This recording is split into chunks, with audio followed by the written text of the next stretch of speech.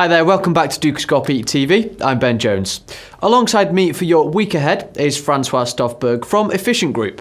So to begin with, Francois, looking ahead to China's GDP release tomorrow, the World Bank have recently stated they see 7.1% growth for China in 2015. Do you think this is achievable, and what are you expecting from tomorrow? I think 7.1% for 2015 is still quite achievable, although analysts are hanging on to 7%.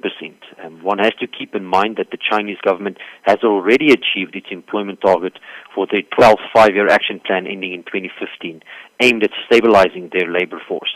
For this reason, I doubt they will be in a great hurry to start introducing the tough structural reforms that are needed to change their production-driven, debt-dependent economy to a consumption-driven economy. Tomorrow, we are expecting growth to be 7.3% for 2014, which is the lowest rate in 24 years, but in relative terms, compared to weak global growth in 2014, still quite substantial. Next up, and the UK will release their unemployment rate on Wednesday.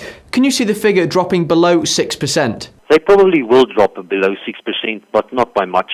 Analysts expect the employment figures will confirm labour market recovery and print more or less 5.9%. Consistently low interest rates and the gradual growth in wages in 2014 might even increase disposable income by 4% in 2015, which will aid a downtrodden consumer.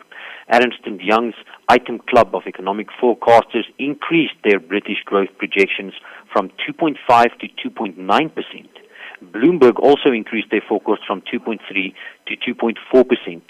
Based on these strong growth expectations, we are expecting more good employment news throughout 2015 in the United Kingdom. And finally, the all-important ECB press conference on Thursday.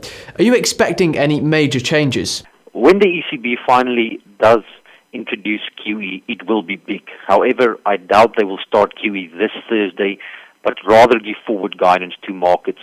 Before they can start QE, they first have to overcome some political and law-related barriers. Politically, the austerity-seeking Bundesbank heavyweights will have to agree with the QE plan.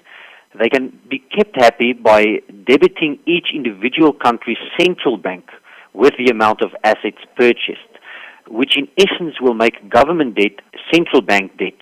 But this will first be communicated and agreed upon before it will be introduced. Then the trade agreement between the European countries has to be addressed. Currently, it is already stretched to its limit, and depending on the law advisor's suggestions, implementing QE might be tougher than the ECB initially anticipated. Francois, thank you for joining me today. That's all we have time for now. Keep clicking back to Dukascopy TV for plenty more updates and exclusive interviews. Bye for now.